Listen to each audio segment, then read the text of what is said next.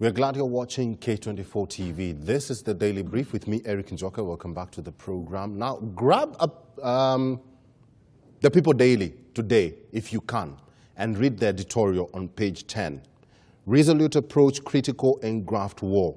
As part of the war on corruption, Kenyans need to embark on honest conversation on integrity and the glaring ethical gaps which confront us. Very detailed report there by our editors at the People Daily. It's a free newspaper. Just grab it, go to page 10 and read what we as a country need to do to win this war on corruption. And Ben did say that our constitution is both good and bad. We need to review it. We need to amend it. And we've also heard from opposition leader Raila Odinga says we need a referendum. At the end of the day, Catherine Omanyo is a gender activist and also a political analyst. We have Musa Ombai, who's a political commentator, Fred Asira, an anti-graft activist, Ben Kinothia, a political activist. Musa, do we need to change this constitution now, ahead of 2020, because that's a projection? Okay. The Kenyan Constitution 2010, on my own view, even though people are crying about the referendum, we're changing the constitution. But one thing we should come to realize is one, our politicians are ridiculous, they're ineffective. And they are, I don't know, we have stupid leadership in the country, so to speak. Because even though we go ahead and change that constitution, remember, our Kenyans, we have always been voting in our tribal lords in the hope that the country will have some change. But what happens? This is an experiment we've been doing from 2007, forever, voting in our tribal lords. The same people who are crying for this constitution are the same people who walked all over the country saying this is the best constitution, this is the best constitution.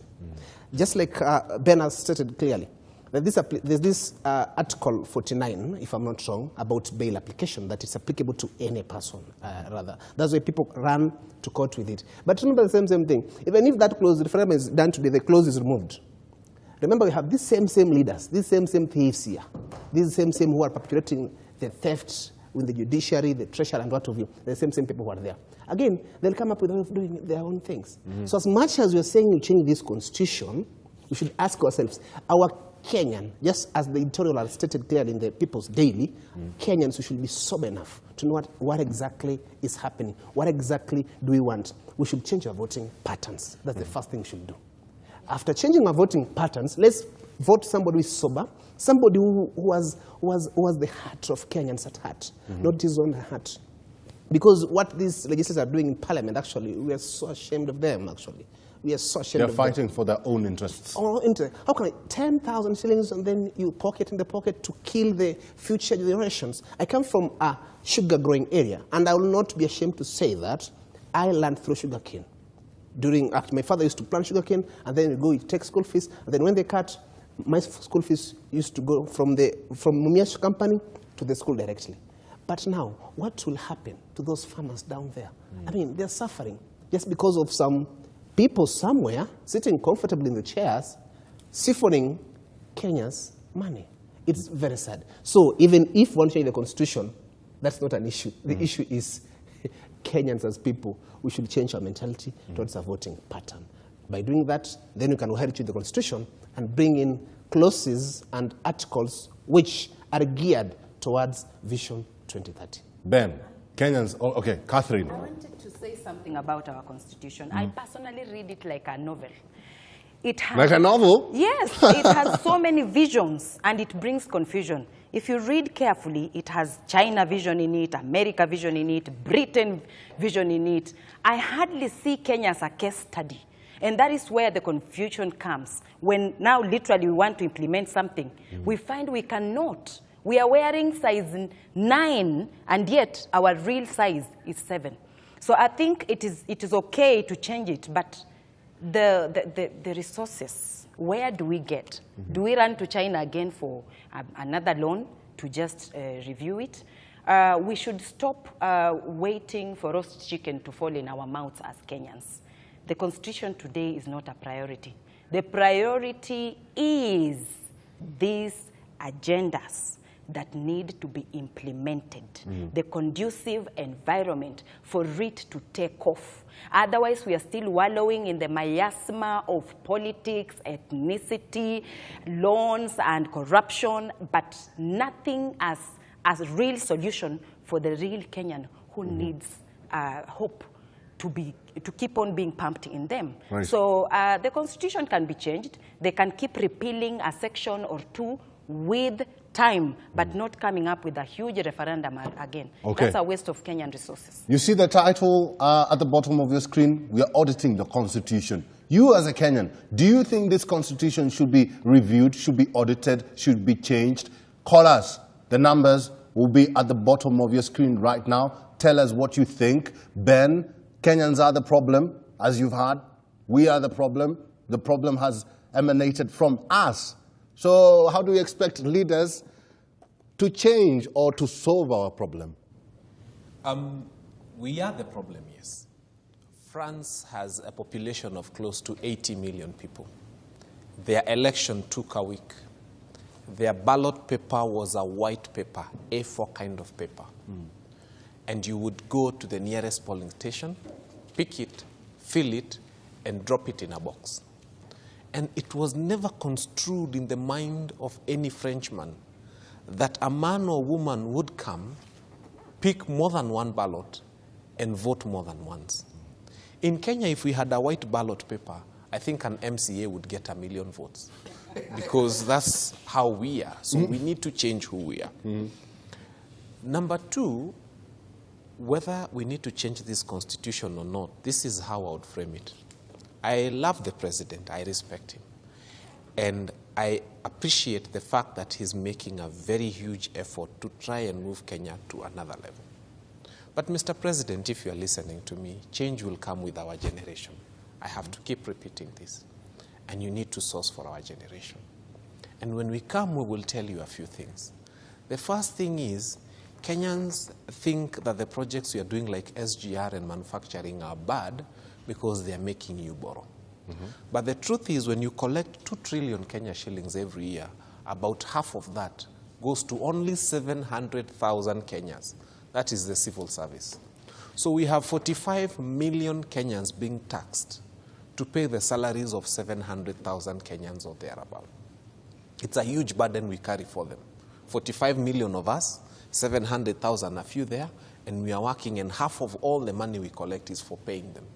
Why don't we change the rules? Sorry to cut you short, but you'll continue.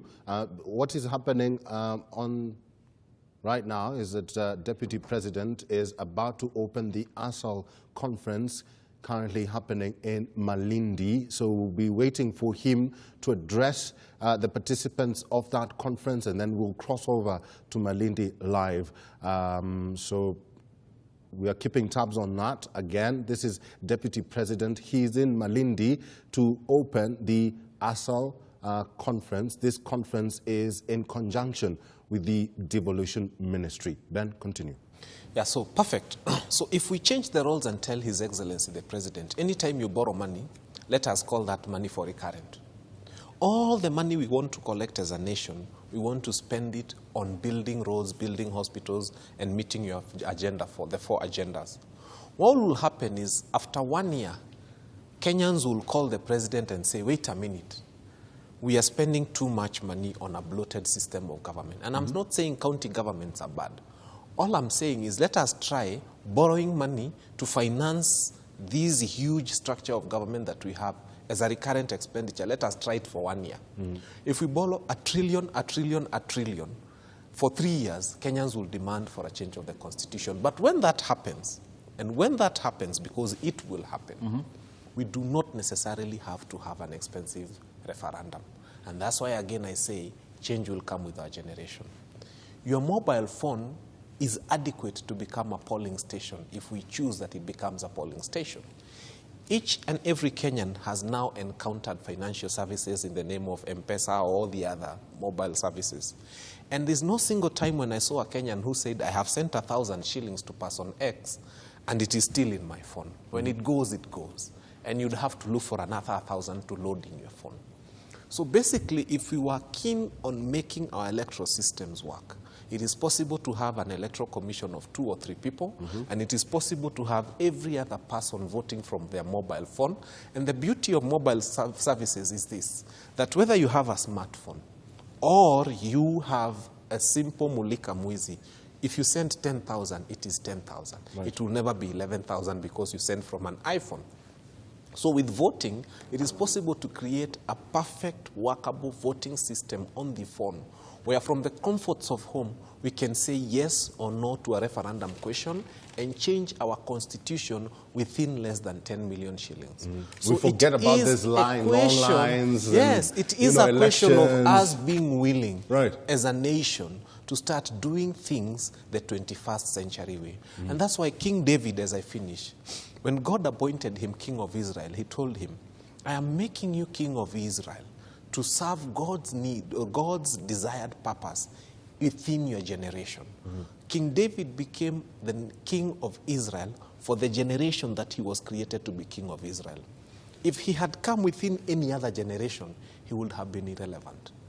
This nation now, it needs the King Davids. And it needs people who are going to serve this nation within the generation that we are in.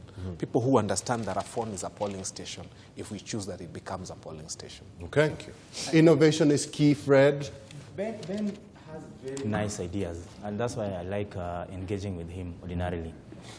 But he tends to forget that we are in a continent where people thrive in vices.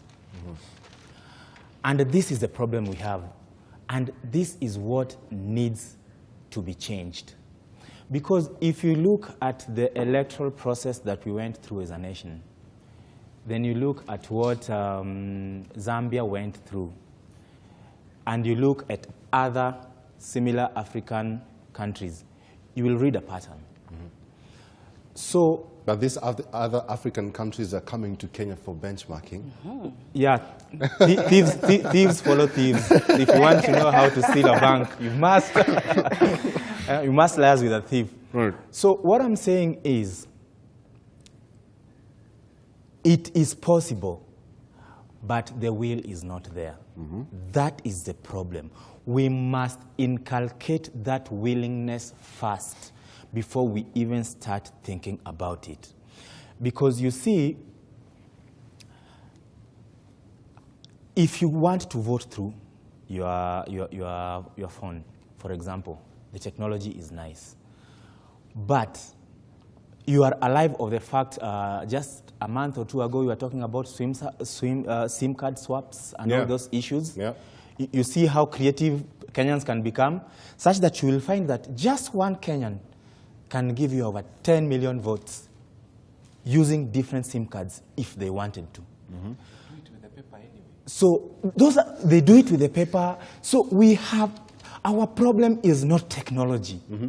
The problem is with the mindset and the culture of corruption that has been inculcated in Kenyans. But if that culture, we keep saying here that we have a bloated government, we have so many representatives in parliament, we have a huge parliament, we have so many counties vis-a-vis or the ratio with the populace of Kenya. We have more than 45 million Kenyans, yet we have 47 counties with 47 governors and 47 senators and 47 women representatives and a number of MCAs. Right. And then we have 2,000 MCAs. And then we have the parliament. And then again we have the judiciary.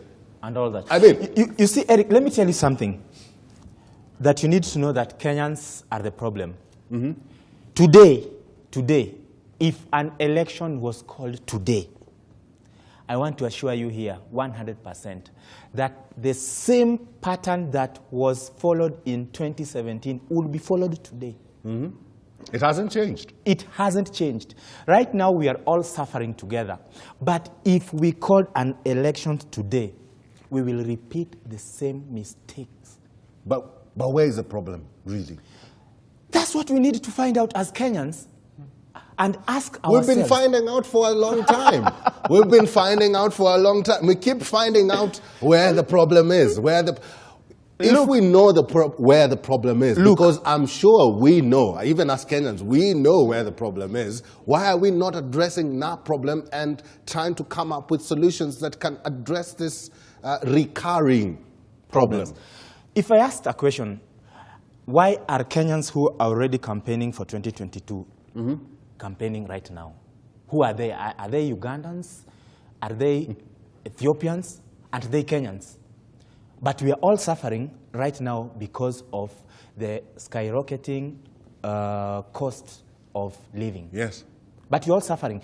But you will find a decent Kenyan who has attended school, paid their education, is educated, campaigning for an election which they are not sure they'll participate in by virtue of anything that can happen to them. True. So we have a problem. Until Kenyans realize that we have probably Kenyans don't realize we have a problem. Or it's a few Kenyans who realize we have a problem. Until this is preached and percolates down to the last person, that the problem is us. If we stopped worshiping leaders, because they are not supposed to be our leaders. We are supposed to be leading them because we are the ones who elect them. But do you think that's what happens? It doesn't happen like that, and I want your views. If you're watching the Daily Brief, you can call us. Our numbers are at the bottom of your screen. Do you think that the Constitution should be audited? Well, we'll put the numbers at the bottom of your screen right now, but let's listen into this Asira conference currently ongoing in Malindi. Aisha Jumwa is currently addressing the participants. The venue of this occasion of its kind, inaugural arid and semi-arid lands conference in Kilifi County. It is a great honor for Malindi residents to be the pioneer host of this important initiative that will, upon its full implementation, spur economic growth in a number of areas that fall under the Assaults region. I wish to assure the Ministry of Devolution and Assaults, the Council of Governors, and all key stakeholders that there was no better place to hold the first event of the entire initiative than Malindi town. Coincidentally, apart from the world-class tourist facility available in this town, Malindi constituency as well as the entire Kilifi County will be a major beneficiaries of these discussions and deliberation, as about 50% of this region falls under the assaults. As a host, from the theme Unlocking Assaults for Accelerated Development, National Development, we see a renewed hope of sustainable development alongside other marginalized assaults. I fully support the effort of kickstarting any initiative of accelerating both economic growth and development in assaults.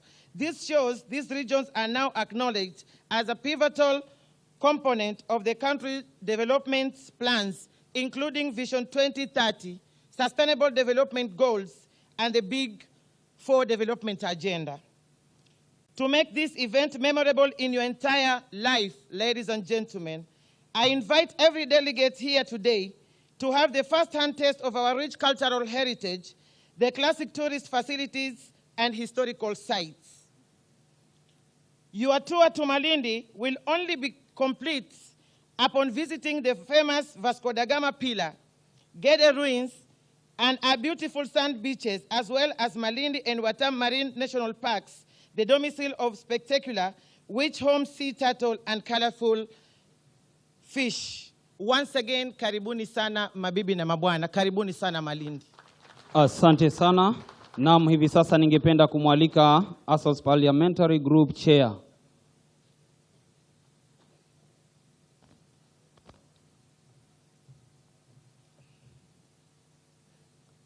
Asante. Thank you so much. Your Excellency, the Deputy President, Governors present here, CSS present, PSS, all protocol observed. Your Excellency, we are honored as members of the PPG, a group of members from the Pastoralist Parliamentary Group, to be here with you and to other delegates for the ASAL conference on unlocking the potential ASAL for the accelerated economic and development in ASAL areas. Your Excellency, you cannot talk about ASAL without talking about pastoralism, because pastoralism is the engine of growth in our areas in 15 counties. It is the main source of livelihood, employment, income generation. Majority of ASAL population in the 15 counties directly supported by pastoralism. Pastoralism then, therefore, contributes almost 14% of the agricultural GDP. It is estimated that it's worth USD 800 million, even with the limited infrastructure and neglect. Livestock marketing has been a big problem for us, and I think we appeal to your government to start facing the issue of Well, there you go. That is the ASAL conference, which has started in Malindi, Kilifi County, where Deputy President William Ruto is expected to address the participants. And we've heard there from the Malindi Member of Parliament, Aisha Jumwa, who has officially opened that event. Okay, let's go back or return to our conversation at this hour. Auditing the Constitution, should it be done? As a Kenyan, how do you feel about this? Call us. Our numbers will be at the bottom of your screen. Call us on air. Participate in this discussion. Do you think we need to review the Constitution or amend the Constitution? Are we ready as a country to hold a referendum? And if we do, will it do anything? And will it address the cost of living? Will it reduce it? Because right now it is skyrocketing, so to speak. Fred, you were speaking. Yes, I was saying that the problem is with Kenyans. Mm-hmm. The leaders that we elect only come to take advantage of the problems that we are. Mm-hmm. So we have to start interrogating ourselves. What powers are we giving these leaders? How are we inspiring them to do what they do? For example, like I was saying, we have people who are already campaigning. We have people who, when a corrupt individual is arrested, they draw back to their tribal cocoons and start lamenting that they are being targeted. Okay, hold on to that thought. Isa from Imara Daima. Good morning, Isa. How are you? Okay. What is your comment, or will you answer this question for us? Do we need to audit the Constitution or change it? What is the problem with the Constitution from where you are? Okay. Sorry, I can't hear that. Hello, Isa? I think we have a problem there connecting to Isa. We'll get another caller. Keep calling us. The numbers are at the bottom of your screen there. Tell us, do you think the Constitution should be changed? And like you've heard from my panel, the problem is with us. Catherine. Yes. The problem with Kenyans, even as they suffer now, they don't learn. Even if we change the Constitution, it is good to change it. It has a lot of errors, a lot. I think we did it in a hurry. We were just like desperate to have change, and we did not observe a few issues that are really, really a huge concern in our daily lives. But are we ready to learn from the sufferings? We forget very fast, and we endure. We endure as we move on with the problems.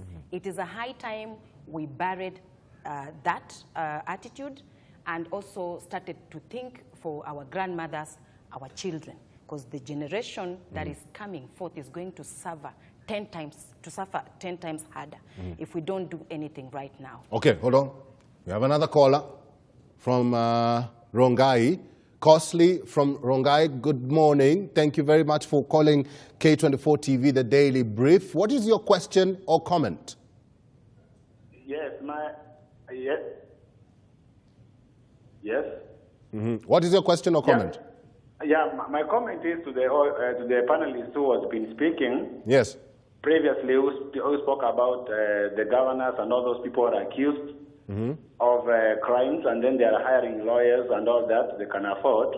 Right. I was thinking that if we go back to the uncivilized world, whereby if you are accused and you are in for it in a court of law and you are not able to be represented, it's going to be some kind of lynching. So I think auditing the Constitution does not involve getting rid of the lawyers or the right for someone to be represented in a court of law. Right. Number two, if we look at the going on of corruption in the Kenya pipeline in NYS 1 and 2, I think if that money, you add it up, all of it, yes, all that money can be up to more than 70 billion per year, which the government is looking for our mega earnings by taxing us on fuel. Right. So I think on my point of view is that the government should look for other ways of getting the money other than looking for the money for the little money from the mamambogas and people who are living in the slums, okay? All right.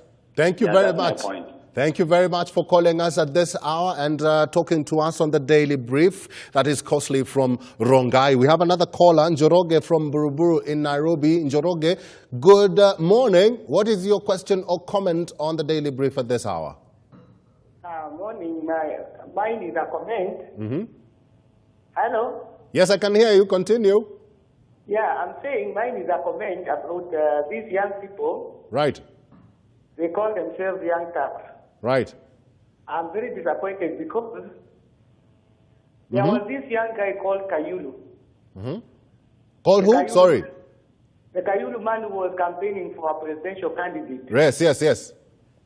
Now I'm wondering if they keep on. I'm 61 years old. I'm a senior citizen. And I see they also have this mentality that you have to have money to campaign.